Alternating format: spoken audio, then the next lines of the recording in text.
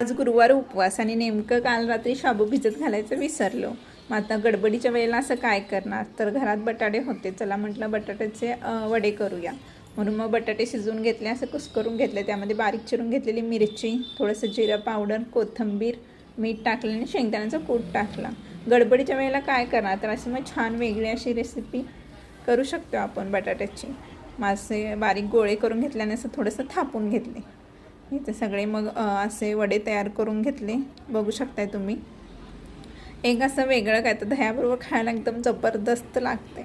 तवा ठेवला, तव्यामध्ये तेल टाकलं, जे वडे करून घेतले ते टाकले. एक साईडला मस्त करपूस भाजून घ्यायचं आहे बारीक गॅसवरती. पलटी करून दुसऱ्या साईडला पण मस्त करपूस भाजून घ्यायचं आहे. पलटी करताना एकदम सावकाश करायचं, जेणेकरून ते मग फुटणार नाही. अशा प्रकारे मस्त आपले उपवासाचे वडे तर तयार आहेत. कशी वाटली एकदम साधी सोपी रेसिपी आहे का नाही भारी.